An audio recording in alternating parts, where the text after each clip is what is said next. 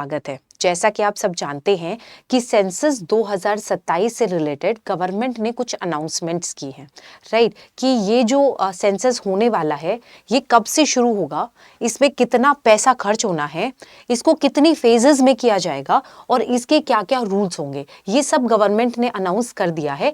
In fact एक नया initiative भी गवर्नमेंट ने अनाउंस किया है। उस इनिशिएटिव का नाम है सेंसस एज अ सर्विस। तो बेसिकली इस वीडियो में हम जो भी अनाउंसमेंट्स हैं और ये इनिशिएटिव क्या है, इन सब के बारे में डिस्कस करने वाले हैं, राइट? तो चलिए शुरुआत करते हैं। तो देखिए ये ना न्यूज़ आर्टिकल्स हैं, राइट? तो इन न्यूज़ आर्टिकल्स में ये बताया गया है कि सेंसस 2027 जो है इसमें बजट में 11,718 करोड़ की एलोकेशन की गई है कि इसमें इतना खर्चा आने वाला है, राइट? इसके बाद ये वर्ल्ड की largest administrative and statistical exercise होने वाली है, राइट? और सेंसस 2027 में क्या किया जाएगा, जितनी भी मिनिस्ट्रीज है ना उन्हें clean, machine readable and actionable format में डेटा प्रोवाइड किया जाएगा और ये जो डेटा प्रोवाइड किया जाएगा it will be part of census as a service initiative. इस इनिशिएटिव के बारे में हम आने वाली स्लाइड्स में जानेंगे, राइट? ये सेंसस कब से शुरू होगा, ये शुरू होगा अप्रैल 2026 से, राइट? और इसे 2 फेजेस में कंडक्ट किया जाएगा। ये 2 फेजेस कौन सी हैं? ये एक पहले फेज में क्या होगा कि जो आपकी हाउस लिस्टिंग है, जो हाउस होल्ड्स हैं उनको काउंट किया जाएगा और फिर जो दूसरा फेज होगा ना उसमें जो पॉपुलेशन है उसे काउंट किया जाएगा, राइट? तो बेसिकली सेंसस 2027 जो है वो 2 फेजेस में होना है, राइट? और इसमें क्या क्या नई चीजें हैं वो सब हम आने वाली स्लाइड्स में देखेंगे। तो वीडियो की शुरुआत करते हैं। देखिए ये मेरा टेलीग्राम चैनल है। अगर आपको इस वीडियो की पीडीएफ डाउनलोड करनी है तो आप यहाँ से कर सकते हैं। इनफैक्ट जो रोज सुबह डेली करंट अफेयर की क्लासेस होती है उन सब की अगर आपको पीडीएफ चाहिए, अगर आपको करंट अफेयर्स रिवाइज करने हैं तो आप वहाँ से उसकी पीपीटी भी रोज डाउनलोड कर सकते हैं, राइट? हर अपडेट्स आपको इसी चैनल पर मिलेंगे और इसका जो यूजर आईडी है वो है PT_23, right? So this is the official Telegram channel of mine. देखिए अगर आपको कोई भी HCS या हरियाणा से रिलेटेड कोई भी कोर्स खरीदना है तो अभी प्लेटफॉर्म पर फाइनल माइल सेल चल रही है, राइट? और आपको अगर मैक्सिमम डिस्काउंट्स चाहिए तो आप फैकल्टी कोड यूज कर सकते हो। मेरा फैकल्टी कोड है प्रीति लाइफ। सो बेसिकली शुरू करते हैं। सेंसस 2027 से पहले हम इसकी हिस्ट्री जान लेते हैं। तो देखिए जब भी हिस्ट्री की बात आएगी ना तो हम हमेशा एंशिएंट से शुरू करते हैं कि हमारे प्राचीन भारत में सेंसस कहाँ कहाँ यूज हुआ है। तो जो कौटिल्य का अर्थशास्त्र है, बेसिकली मुगल पीरियड की मैं बात कर रही हूँ, उस टाइम पे जो चाणक्य थे, जो जिसे कौटिल्य कहा जाता था, तो कौटिल्य की जो बुक है अर्थशास्त्र, उसमें सेंसस के बारे में मेंशन्ड है। जो वहां पर बॉडीज होती थी, एक तो गोपा एक थनिका, जो गोपा और थनिका है वो लाइव स्टॉक सेंसस कंडक्ट कराते थे। तो बेसिकली सेंसस जो है कोई नया टर्म नहीं है, ये एंशिएंट इंडिया से चला आ रहा है, राइट? उसके बाद मध्यकालीन भारत की बात करते हैं। मध्यकालीन भारत में मुगल्स के टाइम पे यानी अकबर के टाइम पे जो अबुल फजल है, उन्होंने आईने अकबरी में कास्ट सेंसस के बारे में मेंशन किया गया है, राइट? तो जो पहला कास्ट सेंसस इंडिया में कंडक्ट कराया गया था वो अकबर के एडमिनिस्ट्रेशन में हुआ था और इस चीज को आईने अकबरी में मेंशन किया गया है। सो बेसिकली आप ये 2 फैक्ट याद रखना कि अर्थशास्त्र और आईने अकबरी ये दोनों के दोनों बुक्स जो है सेंसस की बात करते हैं, ठीक है? अब आ जाओ मॉडर्न इंडिया में। मॉडर्न इंडिया में 1872 में पहला पॉपुलेशन सेंसस कंडक्ट कराया गया था। ये कराया गया था लॉर्ड मायो के द्वारा, राइट? बट क्या ध्यान रखना है, ये नॉन सिंक्रोनस बेसिस पर हुआ था, ठीक? इसके बाद जो रेगुलर सेंसस शुरू हुए थे वो 1881 में हुआ था, ठीक है? तो 1881 में पहला सिंक्रोनस डेसीनियल सेंसस हुआ था। डेसीनियल का मतलब होता है जो 10 साल में कंडक्ट किया जाता है, ठीक है? जो डेकेडल होता है, राइट? और ये किनके द्वारा किया गया था? ये किया गया था लॉर्ड रिपन से। तो इसको शुरुआत मानते हैं मॉडर्न सेंसस सिस्टम की, right? So father of modern census system में हम लॉर्ड रिपन लिखते हैं, राइट उसके बाद 1901 के बाद से रेगुलर सेंसस होने शुरू हो गए, कि 1901 से शुरू हुए थे और हर 10 साल में एक सेंसस होता है। ठीक है, इस कैलकुलेशन के अकॉर्डिंग जो 2011 का सेंसस था वो 15th सेंसस था। टेक्निकली सेंसस 2021 में होना चाहिए था, बिकॉज ये है 10 साल की एक्टिविटी, बट 2021 में बिकॉज ऑफ कोविड ये डिले हो गया। राइट जो सेंसस 2021 में होना चाहिए था वही सेंसस अब 2027 में कंडक्ट कराया जा रहा है।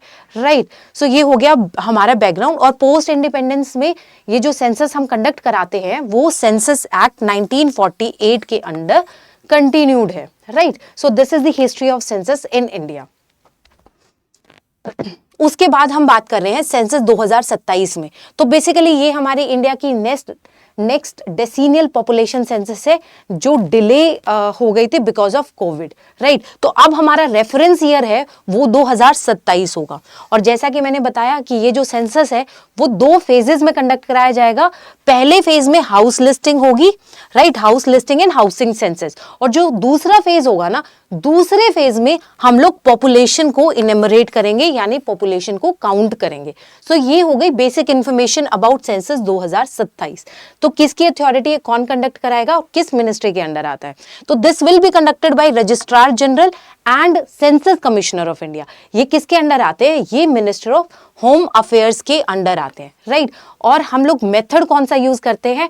हम यूज करते हैं डी जॉर मेथड। देखिए कैलकुलेशन के 2 मेथड्स हैं, एक है डी जॉर और एक है डी फैक्टो। तो डी जॉर मेथड क्या होता है? ये कहता है कि जो इंसान का यूजुअल प्लेस ऑफ रेसिडेंस है ना, हम उस पे काउंट करेंगे कि इंसान कहां पर है। राइट और डी फैक्टो क्या होता है कि जिस टाइम आप कैलकुलेशन कर रहे हो ना, जिस टाइम पे वो इंसान जहां पर होगा ना, आप उसे काउंट कर लोगे। देखिए इस एग्जांपल से समझते हैं। और एक और चीज का ध्यान रखना, ये जो यूजुअल प्लेस ऑफ रेजिडेंस है ना, ये आपकी आइडेंटिटी कार्ड पे जो एड्रेस लिखा हुआ है उससे इसका कोई रिलेशन नहीं है। यूजुअल प्लेस ऑफ रेजिडेंस का मतलब है जहां पर भी आप सोते हो। राइट यानी पिछले 6 महीने से आप जहां पर भी रह रहे हो ना, उसे यूजुअल प्लेस ऑफ रेजिडेंस माना जाता है। ठीक है, रेफरेंस के लिए 6 महीने ही लिए जाते हैं। ठीक है, अब जैसे मैं एग्जांपल दे रही हूँ, मान लो कि कोई इंसान है वो यहाँ पर माइग्रेट करके आया है। ठीक है, वो मान लो कि कोई इंसान यूपी से दिल्ली में माइग्रेट करके आया है। ठीक है, पर इसका जो यूजुअल प्लेस ऑफ रेजिडेंस है ना, वो यूपी ही है, यानी यहाँ 2-3 महीने के लिए रुकेगा और फिर चला जाएगा। तो इन दैट केस उसे हम कहाँ काउंट करेंगे? उसे हम यूपी में काउंट करेंगे। ठीक है, अब एक सिचुएशन लो कि एक बंदा है जो कि पंजाब का है। ठीक है, वो स्टूडेंट है, वो दिल्ली यूनिवर्सिटी में पढ़ रहा है। ठीक है, तो बेसिकली वो कहाँ रहता है? वो हॉस्टल में रहता है ना। तो वहां पे 3 या 4 साल के लिए जितनी उसकी डिग्री है वो उस टाइम के लिए हॉस्टल में रह रहा है ना, तो उसे हम कहाँ काउंट करेंगे? उसका जो यूजुअल प्लेस ऑफ रेजिडेंस है ना, वो हॉस्टल है, तो उसे हम पंजाब में काउंट नहीं करेंगे, उसे हम काउंट करेंगे जो वो दिल्ली में रह रहा है। ठीक है, so this is usual place of residence. और जो दूसरा मेथड होता है डी फैक्टो, उसमें क्या होता है कि मान लो अगर आप कहीं पर भी किसी भी टाइम पे जहां पर प्रेजेंट हो ना, जहां पर प्रेजेंट हो गए आपको वहीं पर वो इंसान काउंट कर लेगा। ये डी फैक्टो है। जनरली जो मोस्टली कंट्रीज हैं वो डी जॉर मेथड ही वो करते हैं, because this is more modern and this is more advanced, और रैशनल भी यही है। जैसे मान लो कि कोई इंसान जो है वो ट्रैवल कर रहा है, या फिर ये समझो कि कोई टूरिस्ट है। ठीक है, जो टूरिस्ट होगा वो किसी भी जगह पे 1 या 2 दिन जाएगा, वो वापस आ जाएगा, तो उसे उस जगह पे काउंट करके लॉजिक क्या है? उसे जो भी सर्विसेज चाहिए वो तो उस जगह पर चाहिए ना जहां पर वो यूजुअली रहता है। तो इसलिए जो डी जोर मेथड है ना, इसे बेटर माना जाता है। और अब जो कंट्रीज डी फैक्टो पहले अप्लाई करते थे, जैसे नेपाल हो गया, ठीक है, जैसे थाईलैंड हो गया, तो वो भी धीरे धीरे जो है डी जॉर मेथड में शिफ्ट कर रहे हैं। सो this is basically the better of the 2। Right, उसके बाद ये ध्यान रखना है कि जो कैलकुलेट करने वाले हैं ना, इन्यूमरेटर्स, ये लीगली एम्पावर्ड है। Right and citizens are obligated, यानी ये आपके ऊपर ऑब्लिगेशन है कि आपको जो भी इंफॉर्मेशन मांगी जाए वो आपको उन्हें देनी होगी। राइट, तो ध्यान क्या रखना है? ये ध्यान रखना है कि जो इन्यूमरेटर्स हैं, जो आपको काउंट करने के लिए आ रहे हैं, वो जो इंसान है दे आर लीगली एम्पावर्ड।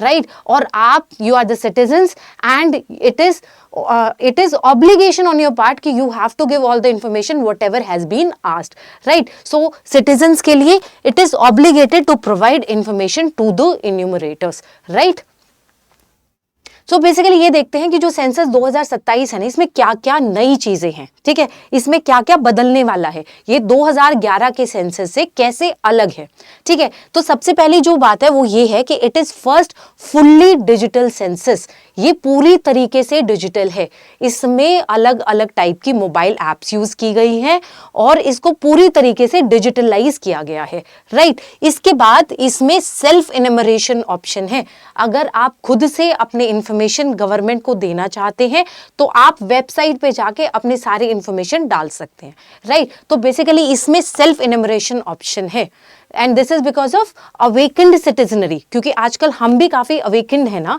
हम काफी अवेयर हैं अपनी जो ड्यूटीज हैं उनके प्रति। तो जो भी सिटीजन्स अपने आप को एक अच्छा नागरिक मानता है वो खुद जाकर इसकी वेबसाइट पर जाकर, सेंसस की वेबसाइट पर जाकर सारी इंफॉर्मेशन खुद से अपलोड कर सकता है, right. So there is self enumeration option also. इसके बाद रियल टाइम डेटा वैलिडेशन, जो आपने डेटा दिया है उसे क्रॉस चेक किया जाएगा, उसे वेरीफाई किया जाएगा और रियल टाइम पे मॉनिटर भी किया जाएगा। सो बेसिकली जो डेटा वैलिडेशन है ना वो भी रियल टाइम पर की जाएगी, राइट। इसके बाद there will be geo tagging of households, कि जो फर्स्ट फेज है जिसमें हम हाउस लिस्टिंग करने वाले हैं, जो हाउस होल्ड्स को हम काउंट करने वाले हैं उसका जियो टैग भी किया जाएगा, यानी आपके हाउसेस को एक मैप पे शो किया जाएगा। जैसे जीपीएस मैपिंग होती है ना, वैसे ही यहां पे भी एक वेब मैप बनाया जाएगा, राइट। तो जियो टैगिंग ऑफ हाउस होल्ड ये भी एक नया इनिशिएटिव है सेंसस 2027 के अंदर। और next is census as a service initiative, जिसके बारे में हम बार बार बात कर रहे हैं, तो इसके बारे में हम नेक्स्ट स्लाइड में देखेंगे। तो देखिए ये census as a service initiative ये क्या है, देखिए इसको हम समझते हैं पहले ये कि सर्विस क्या चीज होती है। तो सर्विस जो देखो गवर्नमेंट का काम क्या है, गवर्नमेंट का काम है कि हमारी जो कंट्री की नीड्स है ना उन्हें पूरा करना, ठीक है। वो कैसे करती है, वो उन्हें बेसिक सर्विसेज प्रोवाइड करके हमारी कंट्री की नीड्स को पूरा करती है।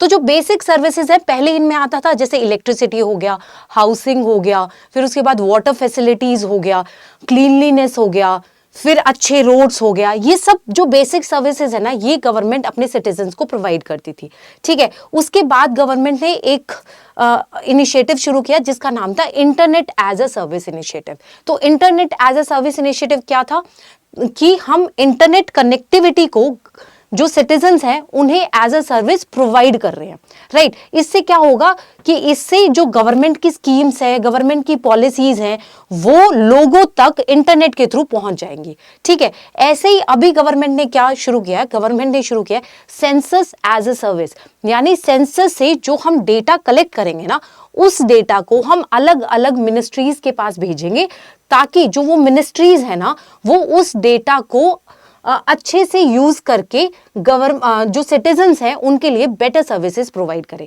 राइट। तो गवर्नमेंट का क्या काम है, जो मिनिस्ट्रीज हैं उनका क्या काम है, उनका काम ये है कि वो लोगों की जो लाइफ है उसे ईजी बनाए।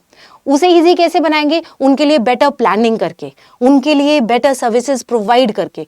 और जो बेटर प्लानिंग, बेटर सर्विसेज है उनके लिए उन्हें डेटा चाहिए होता है ना। तो जो डेटा है वो सेंसस के थ्रू मिनिस्ट्रीज को प्रोवाइड किया जाएगा, ताकि सेंसस को as a service government use कर पाए, राइट। तो this is all about census as a service initiative, ठीक है। अब देखिए, अब आपको समझ में आएगा कि census as a service initiative would help the government understand who we are, हम लोग हैं कौन, हम कहाँ रहते हैं और हमारी जरूरतें क्या है। मैंने अभी क्या कहा कि गवर्नमेंट का काम है जनता की जरूरतों को पूरा करना, राइट। तो सिर्फ ये जानना काफी नहीं है कि जनता कितनी है, बल्कि आपको ये जानना भी जरूरी है कि जो जनता है ना उनकी अपनी जरूरतें क्या क्या हैं। जैसे एक और एग्जांपल से समझते हैं कि सेंसस से हमें पता चलेगा कि किस एरिया में बच्चे ज्यादा हैं, किस एरिया में एल्डरलीज ज्यादा हैं, राइट। तो अगर ये इंफॉर्मेशन गवर्नमेंट के पास है तो गवर्नमेंट ये प्लान कर सकती है कि जहां पर बच्चे ज्यादा हैं वहां पर हम स्कूल, कोचिंग या डे केयर्स जो है उन्हें ज्यादा प्लान करें, राइट। और जहां पर एल्डरली ज्यादा हैं तो आप जो गवर्नमेंट है वो ये प्लान कर सकती है कि उनकी अपलिफ्टमेंट को हम कैसे इंश्योर करें, राइट, कि उनकी जो विजडम है उसे हम कैसे यूज कर सकते हैं, वहां पर हम ज्यादा हॉस्पिटल्स जो है वो प्लान कर सकते हैं, राइट। तो ये जो भी प्लानिंग है ना ये सेंसस के बेस पर हो सकती है, right. So next is census is not just about counting people, ये सिर्फ लोगों को काउंट करने तक सीमित नहीं है।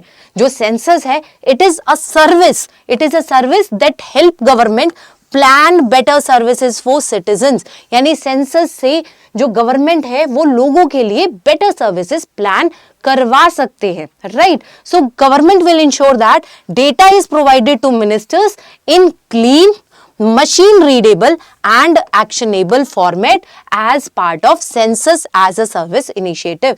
इसमें प्लीज इन वर्ड्स पे ध्यान रखना कि जो डेटा है, डेटा सिक्योरिटी पर गवर्नमेंट बिल्कुल ध्यान देने वाली है। जो डेटा होगा वो क्लीन होगा क्योंकि उन्होंने उसकी वैलिडेशन कर रखी है, उसका रियल टाइम मॉनिटरिंग कर रखा है, right. It would be clean, it would be machine readable, कि मशीन से आप उसे रीड कर सकते हो, ये सिंपल फॉर्मेट में होगा, और इसके साथ साथ it would be in actionable format, कि जो मिनिस्ट्रीज हैं उनमें मिनिस्ट्रीज जो हैं वो प्रॉपरली एक्शन ले सकती हैं based on that data, right. तो ये हो गया, it's all about census as a service initiative, right. देखिए इसको समझाने के लिए मैंने पहले internet as a service initiative आपको समझाया था, रीजन भी कि कोरोलरी एस्टेब्लिश करके हम चीजों को अच्छे से समझ सकते हैं, है ना। तो इसीलिए मैंने आपके लिए एक और जो है इन दोनों के बीच में जो कोरोलरी है उसे इस्टेब्लिश करके समझाया है कि जैसे internet as a service initiative ने जो डेटा का फ्लो है ना उसके लिए डिजिटल बैकबोन प्रोवाइड किया था, है ना। और इसके बाद अब आया है census as a service initiative. ये क्या करेगा कि जो पॉपुलेशन का डेटा है ना उसे कन्वर्ट करेगा into informed public service delivery. So at the end of the day हमारे पास क्या होगा, हमारे पास जो पब्लिक सर्विस डिलीवरी है ना गवर्नमेंट की वो इंप्रोवाइज हो जाएगी, ठीक है। So this is all about census as a service initiative, right. तो देखिए सेंसस का इन जनरल सिग्निफिकेंस क्या होता है। इन जनरल इसका जो सिग्निफिकेंस होता है वो यही होता है कि जो रिसोर्स एलोकेशन है वो बेटर तरीके से की जा सकती है, राइट। जो बेनिफिशियरीज हैं हम उन्हें प्रॉपरली आइडेंटिफाई कर सकते हैं विदाउट एरर्स, राइट। तो आइडेंटिफिकेशन ऑफ बेनिफिशियरीज है वो इंप्रोवाइज हो जाती है, ठीक है। उसके बाद जो इंटरनेशनल लेवल पे आएंगे तो जो हमारे एसडीजीज हैं, सस्टेनेबल डेवलपमेंट गोल्स हैं, उनको हम बेटर मॉनिटर कर सकते हैं, और एसडीजी के साथ साथ जो नेशनल डेवलपमेंट गोल्स हैं हम उनको भी मॉनिटर कर सकते हैं, ठीक है। इसके बाद है अगर पॉलिटिकल फायदा बताएं हम सेंसस का, तो जो पॉलिटिकल सिग्निफिकेंस है वो है डीलिमिटेशन ऑफ कॉन्स्टिट्यूएंसीज, कि जो कॉन्स्टिट्यूएंसीज हैं उन्हें क्योंकि पॉपुलेशन के बेस पे डिमार्केट किया जाता है तो उनमें जो भी चेंजेस आते हैं उन सब के लिए सेंसस इंपॉर्टेंट होता है, कि जो डीलिमिटेशन ऑफ कॉन्स्टिट्यूएंसीज है उसको सेंसस के अकॉर्डिंग अपडेट कर दिया जाए। देखिए हमारे यहाँ क्या मैंडेट है, हमारे यहाँ ये मैंडेट है कि 1 मिलियन लोगों के ऊपर एक कॉन्स्टिट्यूएंसी होनी चाहिए, राइट। तो 1 मिलियन लोगों पर होनी चाहिए ना, ये पॉपुलेशन के बेस पर डिफाइंड है ना, तो इसके लिए आपको पता होना चाहिए ना कि किस एरिया में कितने लोग रहते हैं। इसलिए census is very important exercise so far delimitation of constituencies are concerned, right. Next is disaster management. देखिए अगर आपको किसी भी जगह पर वहां के लोग, वहां की ज्योग्राफी और उनकी नीड्स पता है ना, तो आप उनके लिए बेटर प्लान कर सकते हैं during disasters and hazards. So जो सेंसस है वो काफी सिग्निफिकेंट होता है for the better management of disasters, right. So disaster management में भी इसका सिग्निफिकेंस होता है। So these are the 5 general significances of census, right. देखिए अगर हमने सिग्निफिकेंस डिस्कस करें तो हम चैलेंजेस भी डिस्कस कर लेते हैं। तो चैलेंजेस क्या है, सबसे पहला चैलेंज जो है वो है डिजिटल डिवाइड। हम एक तरफ कह रहे हैं कि हम इस सेंसस को फुल्ली डिजिटलाइज करने वाले हैं, it would be 100% digital census, but the problem is digital divide between rural and urban India, digital divide between rich and poor. Digital divide between main and women. तो इन तीनों के बीच में जो digital divide है ना, वो एक सेंसस का सबसे बड़ा चैलेंज है, right, between rural and urban India, between rich India and poor India, और उसके बाद जो जेंडर डिवाइड है उसमें भी डिजिटल डिवाइड है, the digital divide between main and women, right. तो पहला challenge is all about digital divide. Next is logistical challenges. तो देखिए जो हमारे इन्यूमरेटर्स हैं उन्हें लॉजिस्टिक चैलेंजेस आते हैं जब भी वो सेंसस कैलकुलेट करते हैं या सेंसस में एडिशन कर रहे होते हैं, ठीक है। उसके बाद जो हमारे इन्यूमरेटर्स हैं they are not well trained. Enumerators कौन है? ये हैं स्कूल टीचर्स, राइट, कॉलेज के आपके टीचर्स, प्रोफेसर्स, ये लोग जो हैं ये इन्यूमरेटर्स हैं, ये लोग डेटा कलेक्ट करेंगे, डेटा को प्रोसेस करेंगे। सो इनकी एप्रोप्रिएट ट्रेनिंग, ये जो ट्रेनिंग ऑफ इन्यूमरेटर्स है, this is one of the significant challenge of census. और जो लास्ट आता है वो आता है डेटा प्रिवेसी। आप ये तो बोल रहे हो कि हम डेटा को एज अ सर्विस यूज करने वाले हैं, but what about data privacy? क्या उसके लिए प्रॉपर सेफगार्ड्स लगाए गए हैं? और अगर सेफगार्ड्स लगाए भी गए हैं तो उनकी एक्यूरेसी की जो गारंटी है वो कौन लेगा, right? So the next challenge is that of data privacy. So these are the challenges of census in general. So conclusion क्या है? तो देखिए कंक्लूजन ये है कि अगर जो सेंसस कंडक्ट कराए जाते हैं उनकी जो सक्सेस है ना, that will directly impact planning and democratic representation.